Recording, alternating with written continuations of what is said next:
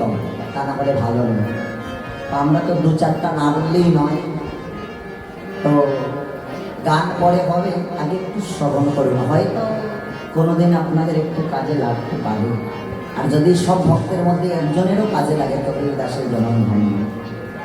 তো সিদ্ধ জগন্নাথ দাস বাবাজি মহারাজ দীর্ঘকাল বৃন্দাবনে ভজন করলেন। দীর্ঘকাল বৃন্দাবনে ভজন করে বাবা বৃদ্ধ বয়সে শিষ্য বিহারী দাসকে ডেকে ডেকে বলছে, বিহারী, আমি নবদ্বীপে যাব। নবদ্বীপে যাব কেন? কারণ কারণ কি বাবা? বলে আমার বাসনা দেখেছে আমি নবদ্বীপে যাব। বাবা আপনি যেতে পারবেন? কেন? তুই আমাকে কাঁধে করে নিয়ে যাবি। গুরুদেব শিষ্যকে বলছেন, বিহারী তুই আমাকে কাঁধে করে নিয়ে যাবি। যথা আজ্ঞা গুরুদেব। তেমন সৌভাগ্য ভজনের হয়। বলা মাত্রই তো বাবা এবার চারিদিকে খবর ছড়িয়ে পড়ল, সিদ্ধ মহাত্মা তো যে জগন্নাথ বাবা বৃন্দাবন ছেড়ে নবদ্বীপে যাচ্ছেন। কারণটা কি? কারণ জিজ্ঞেস করতে হবে ওনাকে। গেলেন সবাই সিদ্ধ বাবার কাছে, গিয়ে জিজ্ঞেস করছেন, বাবা আপনি দীর্ঘকাল বৃন্দাবনে ভজন করলেন, শিশুকাল থেকে বৃন্দাবনে ভজন করছেন, আর এখন এই বৃদ্ধ বয়সে আপনি নবদ্বীপে যাওয়ার বাসনা নিলেন কেন? আপনি যে নবদ্বীপে যাচ্ছেন বাবা, আপনি কি আর ফিরতে পারবেন? বলা মাত্রই তো সিদ্ধ জগন্নাথ দাস বাবা বলছেন, ওগো সাধুগুরু বৈষ্ণবজন, আমি তো আর ফিরবো না বলেই যাচ্ছি। আমি তো আর ফিরবো না বলেই যাচ্ছি। কেন? এ কেমন কথা? বলে শোনো, এই বৃন্দাবনে অপরাধ করলে শাস্তি পেতে হয়। ভগবান কৃষ্ণ একটা ননির হাড়ি ভেঙেছিল বলে মা যশোদা উলুখড়ির সঙ্গে বেঁধে মেরেছিল। কিন্তু নবদ্বীপের নিমাই আমার গৌর হরি হাজারটা হাড়ি ভাঙলেও সচিমাতা কিছুই বলেন না। কেন? বলে নবদ্বীপ তো ক্ষমার ভূমি। নবদ্বীপ ক্ষমার ভূমি। তাই তো গৌর হরিকে যখন পরিচয় দেওয়া হয় কি বলা হয়? শচী নন্দন গোরাচাঁদ। আপনারা যখন আপনাদের পরিচয় দেন বাবার নামে না মায়ের নামে দেন? কার নামে দেন? বাবার নামে। তো মহাপ্রভুর পরিচয়টা খুব কম বাবার নামে দেওয়া হয়। জগন্নাথ নন্দন, মহাপ্রভুর পিতার নাম তো জগন্নাথ মিশ্র, জগন্নাথ নন্দন খুব কম পরিচয় দেওয়া হয়। বেশিরভাগ সময় মহাজনগণ শচী নন্দন গোরাচাঁদকে, এই যে গতকালকে অধিবাসের পরেও জয় রে গোরা শ্রী শচী নন্দন, মানে শচী নন্দন বলছেন। কেন? জগন্নাথ নন্দন বলে পরিচয় দিলেও তো পারতেন, দিলেন না। কারণ কি? কারণ বুঝাতে চাইছেন বলির যে গৌর হরি পরিচয়টা মায়ের নামে দেওয়ার একটাই কারণ, কারণ গৌর হরি তো আমাদের মায়েদের মতোই। মায়েরা যেমন সন্তানকে স্নেহ করে, গৌর হরিও ঠিক সেইভাবেই ভক্তদেরকে স্নেহ করে। কেমন? মায়েদের ভালোবাসা কেমন সন্তানের জন্য আপনারা তো জানেনই। দেখবেন এই জগতে সন্তান যদি খেলাধুলা করতে করতে হঠাৎ করে খেলাধুলা করতে করতে কাদায় পড়ে যায়, আর যদি একবার মা মা বলে ডেকে ওঠে, যদি একবার মামা বলে ডেকে ওঠে, মা কি করে? এই জগতের হাজার কাজে যদিও ব্যস্ত থাকে, দৌড়ে এসে সন্তানকে কোলে তুলে নেয়। বিচার করে না সন্তান কাদায় পড়েছে, তার গায়ে কাদা লাগানো, মাকে সন্তানকে কোলে তুলে নেয়। ঠিক সেই রকম এই মায়ার জগতে মায়ার খেলা খেলিতে খেলিতে মায়ায় আচ্ছন্ন জীব যদি একবার মায়ার কাদায় পড়ে যায়, আর পড়ে গিয়ে সন্তান যেমন মা মা বলে ডেকে ওঠে, যদি ওই জীব গোবরে গোবরে গোবরে বলে ডাকতে পারে, তাহলে গৌর হরি আমার মায়েদের মতোই বিচার করেন না যে তার গায়ে কতটুকু কাদা লাগানো, কতটুকু পাপের কাদা লাগানো, সে কতটুকু অপরাধী। দৌড়ে আসে, এসে কি করে? ভক্তকে তাদের কোলে নেই গো তুলে, তাদের কোলে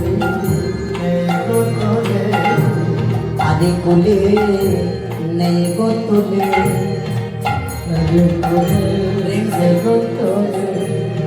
যে জন গৌর বলে, যে জন আমার গৌর বলে একবার ডাকে কুলে নেব তুমি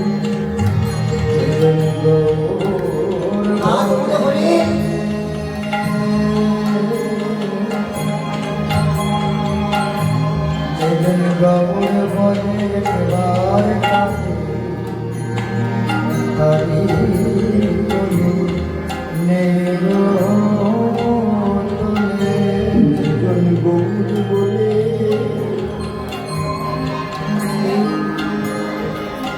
যেজন গৌর বলে একবার ডাকে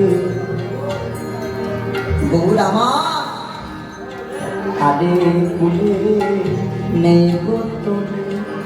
এই জগতের মায়েরা যেমন সন্তানকে কোলে তুলে নেয়, একবার যদি মা ডাক শুনে নেয় তাহলে এসে সন্তানকে কোলে তুলে নেয়, বিচার করে না যে তার গায়ে কতটুকু পাপের কাদা লাগানো, কতটুকু এই মায়ার কাদা লাগানো, গৌরবকে বিচার করে।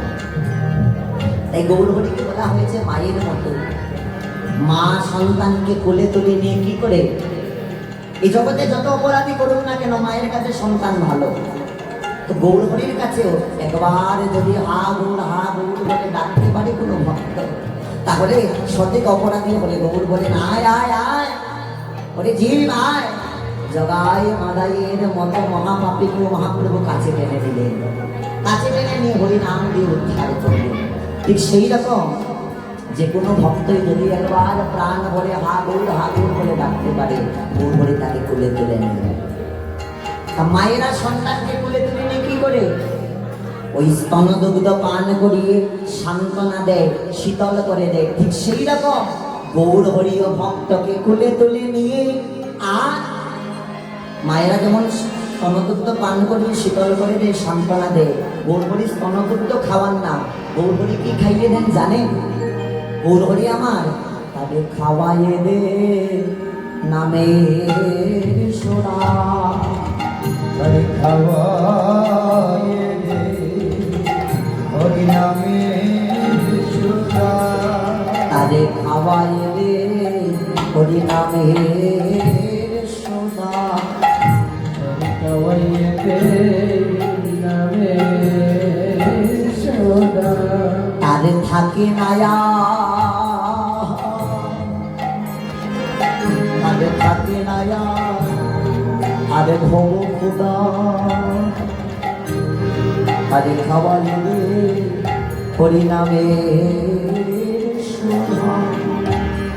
তার ভাগ্যে আরে জয় মহাপ্রভু,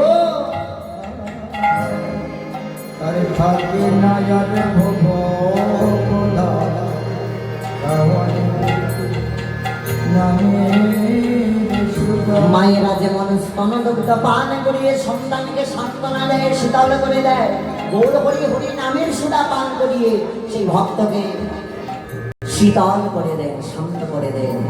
আর যেজন একবার হরি নামের সুধা পান করতে পারে তার এই জগতের আর কোনো ভবপদা থাকে না। তাই তো বলছেন আমার কলির যে যদি তিতাব জ্বালা থেকে মুক্তি পেতে যাও, তোমরাও যদি তিতাব জ্বালা থেকে মুক্তি পেতে চাও তাহলে আর কিছু নয়, অগ ভক্তগণ, অগ কলির জি একেবারে গৌর বলে দেখে দেখো, একবারে গৌর বলে আহারে দেখে দেখো, একেবারে গৌর বলে তোমরা দেখে দেখো, একবারে গৌর বলে তোমরা দেখে দেখো, তোমায় অকুলে রাখবে না গো, তুমি একবারে গৌর বলে দেখে দেখো, তোমায় আহারে রাখবে না গো গৌর বলে, একবার দেখে দেখো, তোমায় অকুলে আর রাখবে না গো, তুমি একবারে গৌর বলে দেখে দেখো, রাখবে না গো একবার গৌর বলে দেখে দেখো, তুমি একবার গৌর বলে দেখে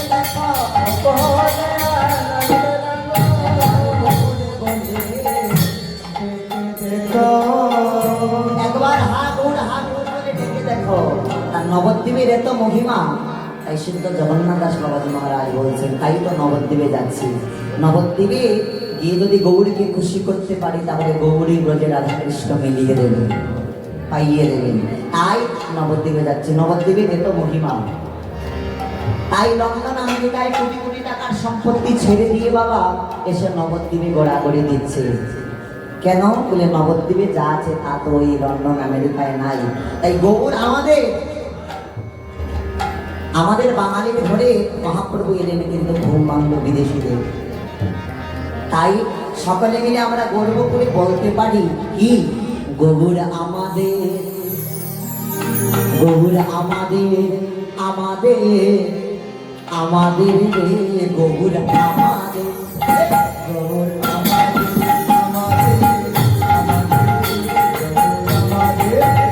গৌর আমাদের, আমাদের আমাদের গৌর আমাদের।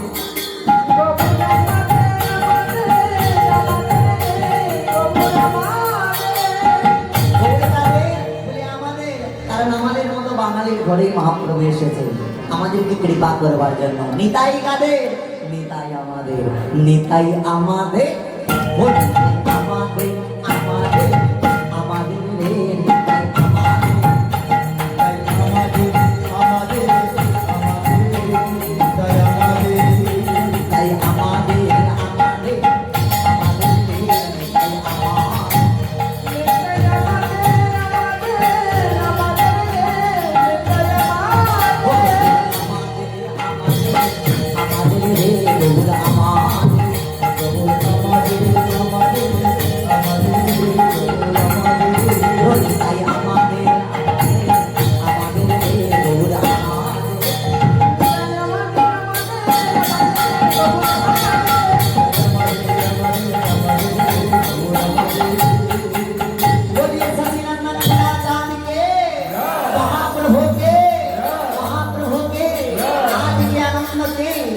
মহাপ্রভু আমার সাঙ্গ পাঙ্গগণকে সঙ্গে নিয়ে